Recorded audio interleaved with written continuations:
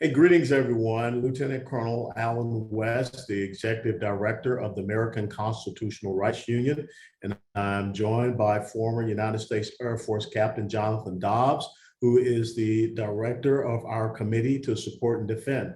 And this is our monthly Veterans Webinar, and the topic for this evening is one of the important amendments to our Constitution. And even though we have a president that says that no amendment to the Constitution is absolute, we believe that the oath that we took to support and defend the Constitution, not only is that oath quite absolute, also the amendments in our Constitution is quite absolute as our rule of law.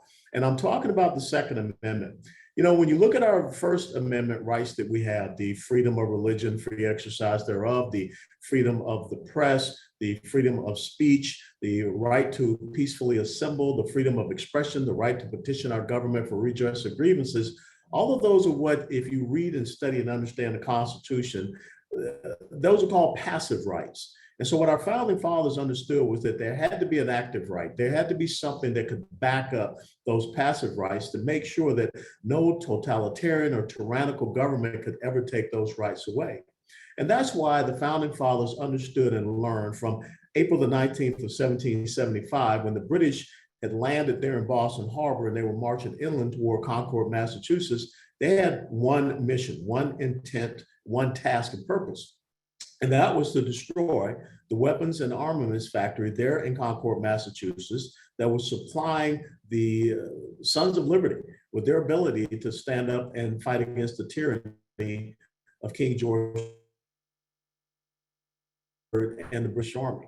So what you must come to realize is that the founding fathers early on after the Revolutionary War in developing our Constitution, the United States of America, took that lesson from April the 19th of 1775 at Lexington and Concord and realized that if individuals in these United States of America are armed, they are truly able to be citizens. But if they are disarmed, they will be subjects. And that is why the Second Amendment is an enumerated right, a specified right codified in our rule of law.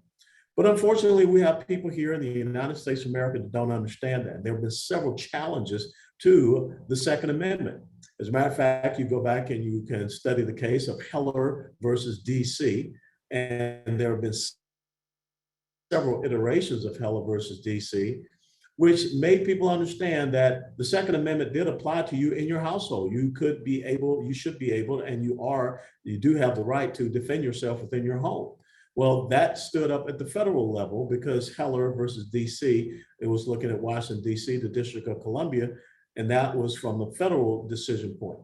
Then the other case that had to go before the Supreme Court was McDonald, Otis McDonald, a veteran in the city of Chicago.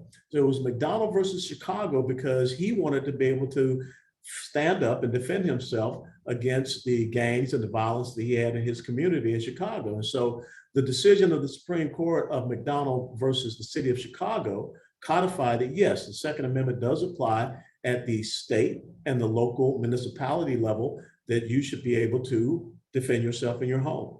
And just recently, we saw a case with the Supreme Court that emanated out of New York, where there was a challenge there, the Bruin case, which now says that the Second Amendment does extend past your front door. Hello, McFly, anyone that reads the simple text of the Second Amendment should be able to understand that. And what does the Second Amendment say? It says very clearly, very succinctly, that we are that well-regulated militia. And what does it mean by well-regulated militia? It means well-trained. You are that militia. And that is for the necessity, being necessary for the security of a free state. And so when you think about the security of the free state, you think about in the Constitution, it talks about the promise of domestic tranquility. Look at what is happening on our streets today. Look at the fact that you just recently had a mayor in Philadelphia who came out and said that he believes that only the police should be able to be armed in the United States of America. Well, how did that work out here in Uvalde, Texas? And I live in the state of Texas, for those parents who stood outside and waited for the police to go in and rescue their children. They waited for 77 minutes, and we know the result thereof. So the well-regulated militia, it is us being necessary for the security of a free state. That's why we should be able to be armed to protect ourselves. and the right of the people to keep and bear arms shall not be infringed. And for whatever reason, we continue to have these debates, we continue to have these court cases, we continue to see the left trying to undermine that constitutional right. And we, as veterans who took an oath to support and defend the Constitution, we must allow our voices to be heard. You know, I was a former member of Congress, and one of the things that I always kind of get frustrated with when I look at those people there that call themselves legislators, they don't really attack the real issue. The real issue in the United States of America is not about the tool, the weapon that is being used, it's about the individual that is using that weapon. Here in Texas, at Sutherland Springs, we saw that the United States Air Force failed to upload into the background check system the felony offense, the dishonorable discharge of an airman, and that airman was able to go out and purchase an AR-15, and of course he went to the church in Sutherland Springs and shut up that church. And who was the person that came to neutralize that shooter? It was a dear friend of mine, Stephen Williford, with an AR-15, and an NRA-trained firearms instructor. And that goes back to the intent and purpose and meaning of the Second Amendment. And so one of the big concerns we want to make sure is that we as veterans stand up and speak out against some of these things that are coming down, such as red flag laws. Red flag laws are a violation of your Second, your Fourth, and your Fifth Amendments. It basically says you're guilty and it takes away your due process, and you have to go and prove yourself innocent. And that's not how it's supposed to be. You're supposed to be innocent until proven guilty. And the fact that now taxpayer monies are going to be going down to states to implement these unconstitutional actions and laws. And let me tell you how bad it could get. Think about Gary J. Willis, just a simple man, 61 years of age, Ferndale, Maryland.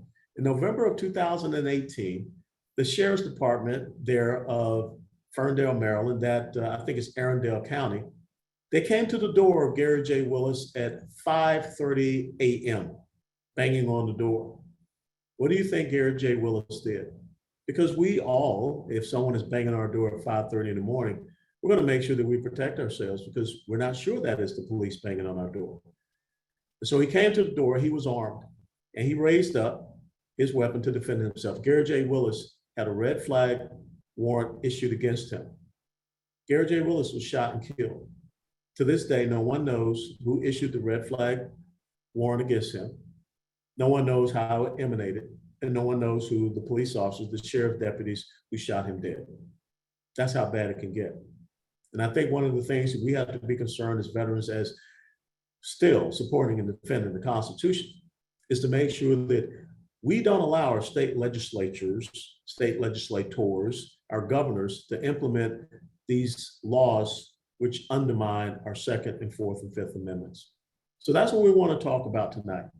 These decisions that have been handed down, what the Second Amendment means, and how we must be activated to make sure that our rights are not infringed upon.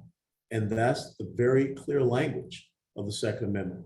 So I'm going to turn it over to my cohort, the Executive Director of the Committee to Support and Defend, former United States Air Force Captain Jonathan Dobbs. Take it away, Jonathan. Thanks, Alan. Alan, it's good to be with you tonight. I'd like to thank everyone for being on the webinar.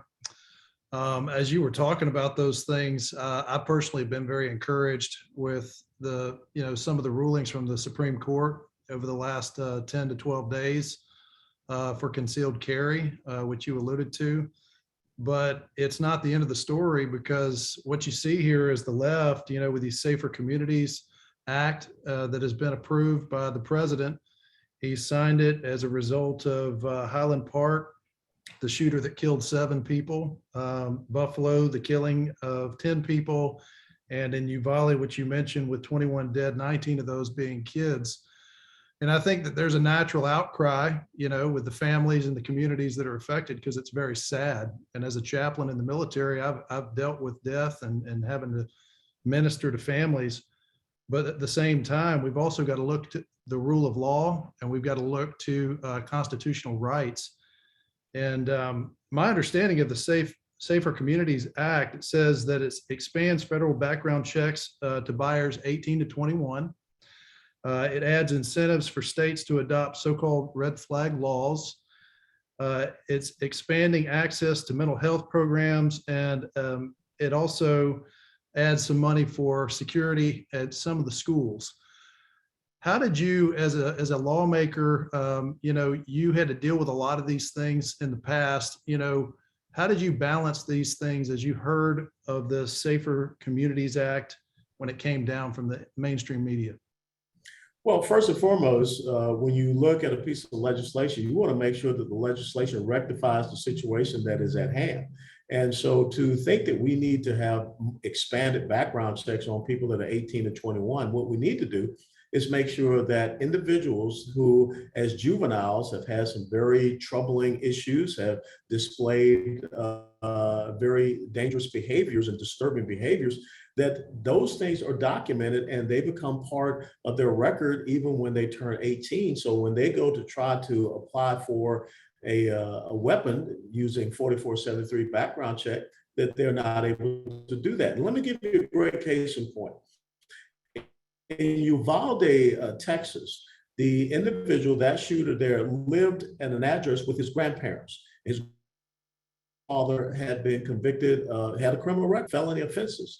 Now, any person that has a felony offense, criminal record, number one, they are not able to purchase or possess any firearms, and they're not supposed to be around any firearms. So when the individual there in Uvalde, Texas, put down that grandfather's address on their 4473 background check, guess what should have happened? That should have been a red flag, and he should have been denied the access to get those weapons. Furthermore, there have been 5 to 6 call outs to his home. He had been an individual that previously had fired BB guns at civilians, individuals. That should have been taken into account. And then you even think about the shooter in Buffalo. The shooter in Buffalo was known to the police officers. He had been brought in for mental evaluation, but there was no follow-up. The shooter in Highland Park was known to the police, but there was no follow-up.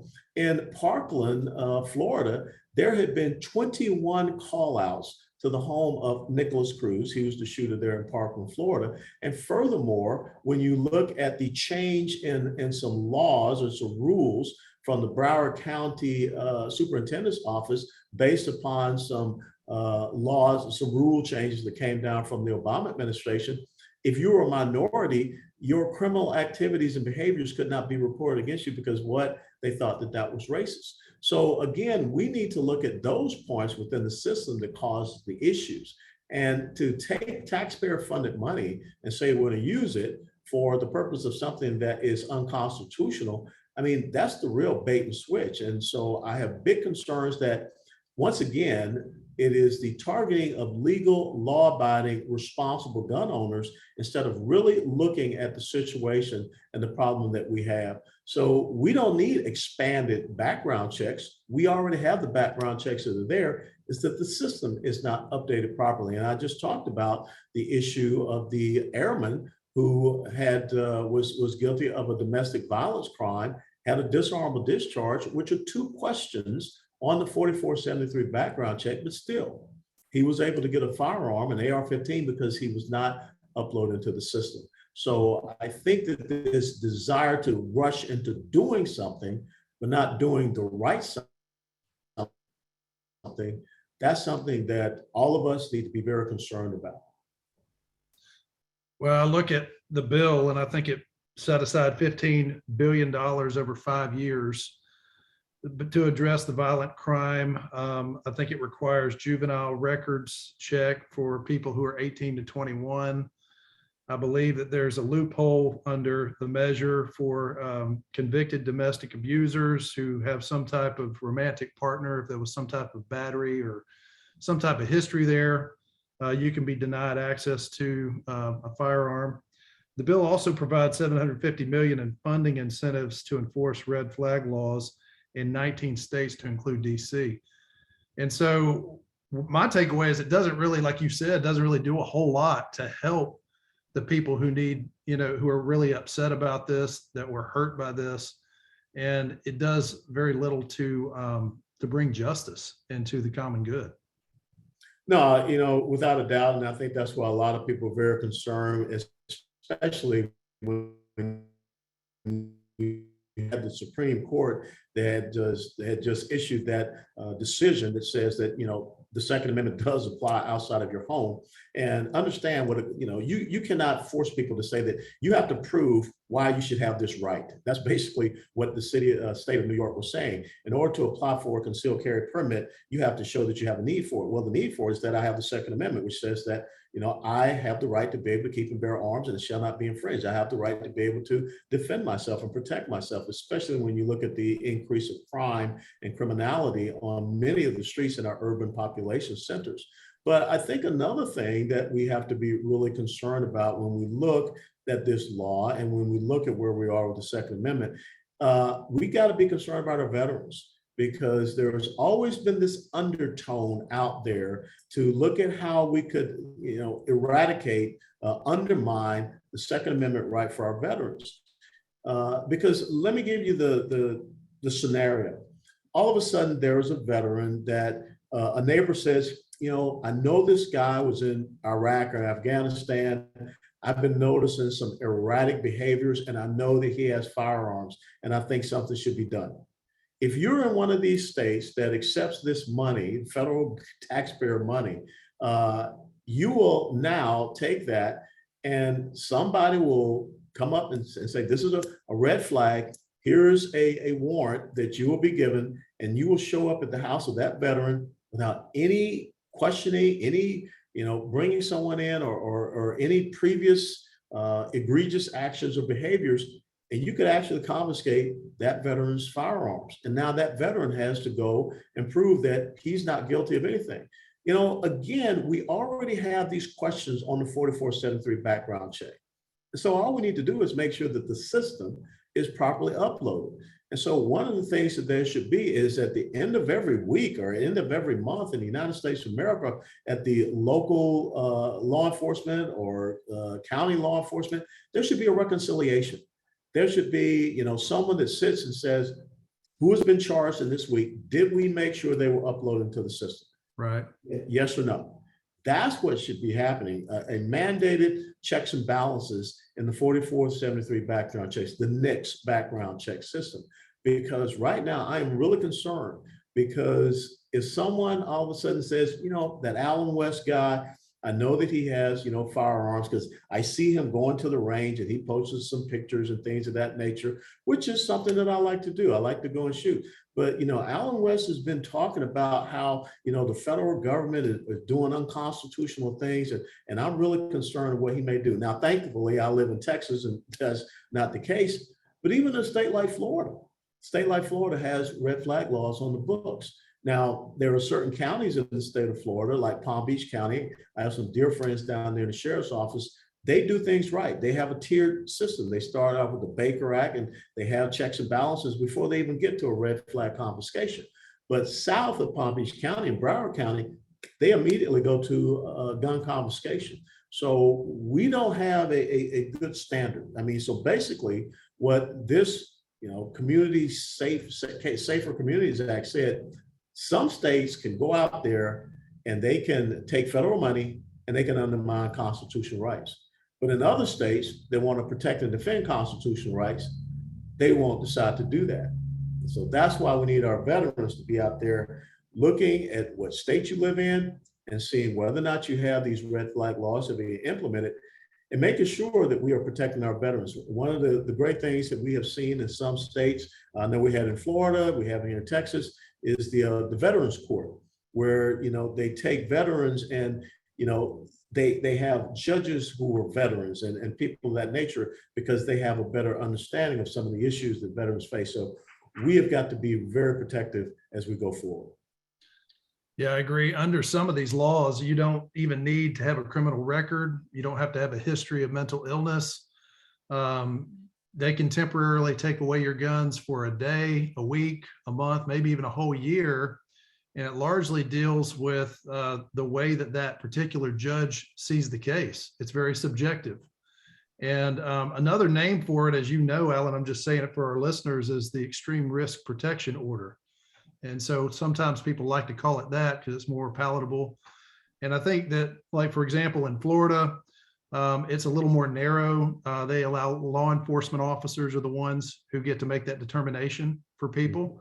In Maryland, they allow for mental health providers are the ones who primarily do that. New York, it can be a school official. And then places like Hawaii, it's even worse. You know, you can just have a neighbor who say those sort of things. And the cry out, the concern is for things like suicide and where someone, where someone perceives harm, it could happen to oneself or someone else. But it's basically taking away a Second Amendment right before anybody's committed a crime. Yeah, it really does. I don't know how many people saw that movie Minority Report Yeah, I was with thinking of that. Tom Cruise. I mean, we're starting to go down the path of the Bureau of Pre-Crime, and that's not a good place to be, because basically, like I said, you are taking away Second, Fourth, and Fifth Amendment rights. You're basically telling someone that I believe that you're going to go out and do something, either to commit a crime or hurt yourself or hurt some others, and therefore this is what we must do and take this constitutional right away from you. That's a very bad path to head down, and it may seem good to some folks, but always remember, in the hands of the wrong people, this could go very sideways very fast. Yeah, I agree with you. I was just looking at our time hack. Time flies when you're having fun. Yeah. We do have a number of questions. I wanted to at least open it up to some of the questions we have here. First question is, I understand how the gun control laws violate the Second and Fourth Amendment, but how do they violate the Fifth Amendment? Well, it's the due process, and it's about search and seizure. And those are the things that you're supposed to be protected against. And the red flag laws don't allow that to happen. Like I said, think about Gary J. Willis, 61 years of age. The police come to his door at 5:30 in the morning, and he ends up dead. And no one's held responsible or accountable for it, because someone initiated a red flag order against him, and it was completely unknown to him. Now, first and foremost, why do you show up at 5:30 in the morning at his door? Why not show up in the middle of the day, and so that you're in plain sight and plain view, and you can come in and speak to that person. But like I said, in the hands of the wrong people, this can go very sideways, and I don't want to see this being used as a punitive action against legal, law-abiding, responsible gun owners. Yeah, I agree with you. I was reading through a couple of these questions. So one says, I believe we need to continue to aggressively encourage women to get trained and educated on the use of firearms and, of course, safety training. And they were thanking us for all of those things. I know in my state, they have certain classes that you can take, if you're not familiar with a firearm. What are things like there in Texas when you go? Do they have things like that available? Yeah, absolutely right. Now, one of the things I want to talk about, there's this thing called constitutional carry, and 21 states, 22 states, I think, in the United States of America have constitutional carry. We just passed that in Texas last year.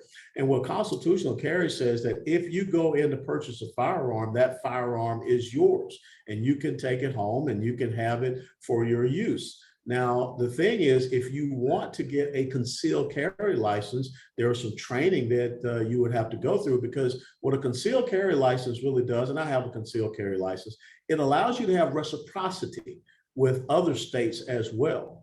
But the Constitution is your permit to be able to have that firearm. Now, I will tell you this.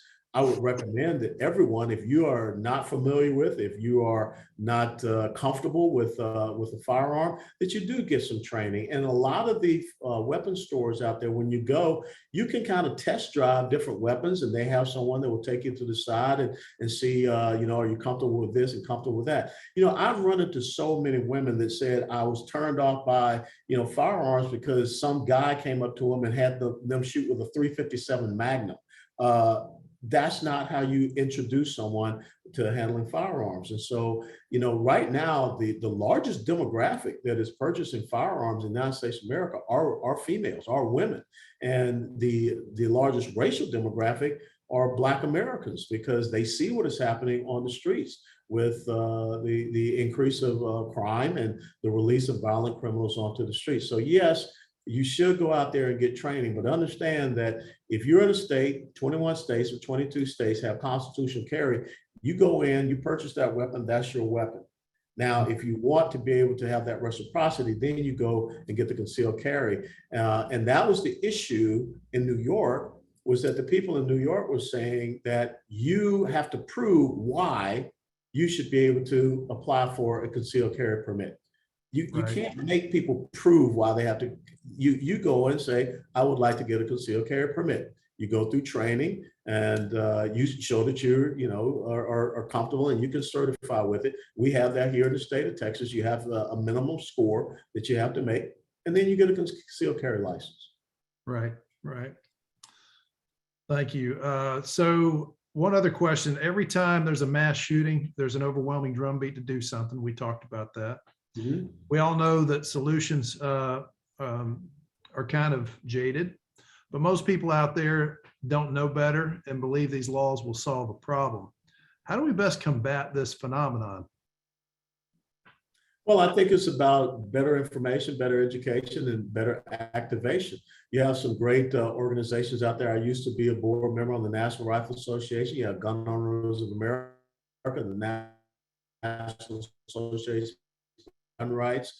You also have the Second Amendment Foundation, Second Amendment Institute, where I am a board member there. So you have many different advocacy organizations that are out there doing their best to inform and educate legislators, but also inform and educate and defend this right for legal, law-abiding gun owners in the United States of America.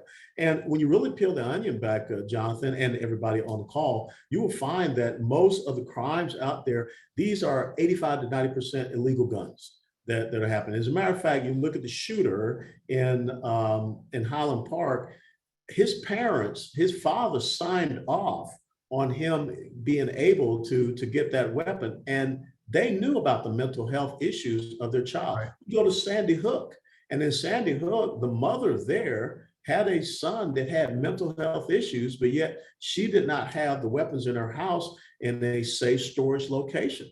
And so that individual gets the weapons, he shoots the mother, and then he goes to the school. So there are things that we need to make sure that we're doing locally, and we need to have, I'll be very honest, parents and grandparents, we got to be more responsible with our children, and we've got to make sure that we are training up our children the right way. Our children right now are suffering from mental health issues, without a doubt, and we cannot try to mainstream it. We cannot try to ignore it. And as I said, we've got to make sure that the problems that they have in these juvenile years, they stay there until we see something different, so that they cannot go in all of a sudden 18, you got a wiped clean record, and they go and purchase a firearm, and you go out and see what you have seen happen with a lot of these 18 to 20-year-olds. Yeah, I think it's tough too, because our country started under certain principles, and those were the Judeo-Christian principles. And when you pull God out of everything, and then you teach Darwinian evolution, and then you say you're an animal, and then you should be shocked when people act like animals, and it's wrong. And we have to watch that, but I think a lot of it is personal responsibility on how we raise our children. It was a huge personal responsibility. And the other thing is that, our very first inalienable right granted to us in the Declaration of Independence from the Creator God is life. But we have so devalued life. I mean, when you look at some of these games that young people are playing, when you look at how we are treating the life of the unborn and all of these things, if you continue to devalue life, then our young people grow up and they don't see the value of life. And so they think it's no big deal to go out there and shoot individuals at a 4th of July parade, or some of the other shoot individuals at a grocery store. Now think about this in the state of New York, where they said that you had to show a reason, a justification to get a concealed carry permit. What if some of those people there at that grocery store in Buffalo, New York had a concealed carry permit? What would have happened? What would have been the end result? And see, that's why I'm talking about legislators have to start, stop this. We got to do something, but do the right something. And that's what I want to see us as veterans calling our state legislators and making sure that they're doing the right something. Yeah, that kind of goes with one of our final questions here. It says, we have a pushback hard against politicians rallying against concealed carry. They use New York as an example.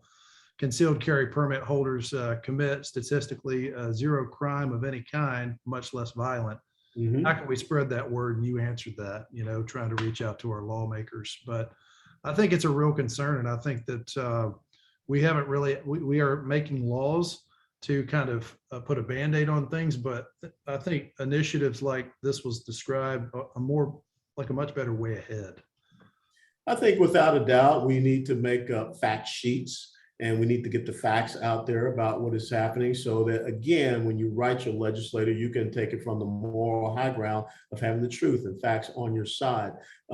Because again, we cannot allow people to chip away at the right that you have to be able to protect and defend yourself. And, I'm glad to see that, that right, we had to justify it in the home. That was the purpose of the Heller DC and the McDonald versus City of Chicago cases. And now the Bruin case up in New York, we had to justify a right that we have to be able to extend outside our homes. So the fact that we are having these deliberations about a very well understood, simply and concisely written right in our Second Amendment, that's very disturbing, very disconcerting. So I think it is a very important moment for us to share these things and get the truth out there. And like I said, there are many different gun rights advocacy groups that you can go to, and you can get these, these fact sheets and these factoids so you can go out there and intelligently have this discussion, because there's so many people that don't understand what is going on. The first thing that comes to everyone's mind, we got to disarm people. We got to take these things off the street. So.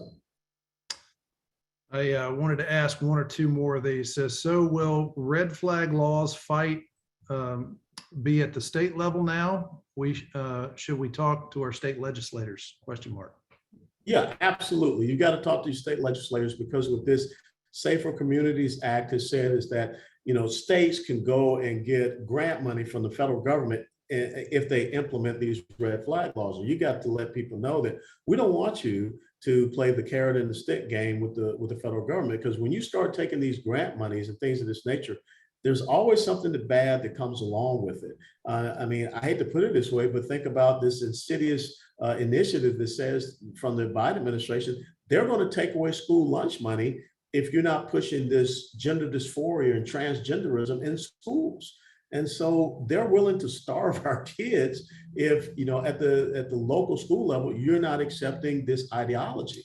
So we don't want to see our very own taxpayer money being used against us at the state level to undermine our constitutional rights. But yet that is what's happening. And you've got to be able to articulate it and go out and do what Jonathan did, pull down the Safer Communities Act, read it, and look at the points that you want to highlight and say to your state legislators, don't do this. Don't go down this path. Final question for you. So what do you say to the argument, no one deserves an assault weapon? Well, let me tell you something. Anything can be used to assault an individual. An assault means that you take something and you bring harm against an individual. If I'm punching you with my fist, that's an assault weapon. Yes. There's some people that are 5th and 6th degree black belts. I mean, their fists and their feet, that's an assault weapon. A hammer is an assault weapon. A baseball bat is an assault weapon. So what we're really talking about is the desire to get rid of semi-automatic rifles. Now, if they get rid of semi-automatic rifles, who says that you're not going to get rid of semi-automatic handguns? As a matter of fact, the weapon of choice for most of these crimes that are out there are semi-automatic handguns. And so therefore now, should we not have semi-automatic handguns? Everyone can only have a revolver. So how many bullets can you have in a revolver? Maybe we should go back to musket balls, things of that nature. I have an M1 Garand in my possession, a semi-automatic rifle from World War II. General Patton said that that was the weapon that won World War II. Is that a weapon of war? Should I not have my M1 Garand, which I absolutely love? So you've got to understand language, and there are people that are very good at manipulating language if you don't understand it. So you can use anything to assault a person. As a matter of fact, think about in Waukesha, Wisconsin, that Christmas Day parade last year, where someone used an SUV to assault people. It killed 6 individuals, to include an 8-year-old child, and wounded another 60. Do we ban SUVs? No. I agree with you. As we come to a close, I wanted to hear one more thing from your heart about this, because I believe our founding fathers, they were really concerned about the way standing armies can be used to coerce people and to implement tyranny on people. And I think that we really are talking about wisdom we're talking about a wise thing, and we're looking at worst case scenario. What are some final things you would say from the heart about our founding fathers and why they kind of put this Second Amendment in place? They put the Second Amendment in place, as I said earlier in this little webinar. They realized that an armed individual is a citizen.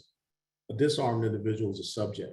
And if you look at the history across the world, anywhere there's totalitarianism and tyranny, the first thing they have to do is to disarm individual citizens.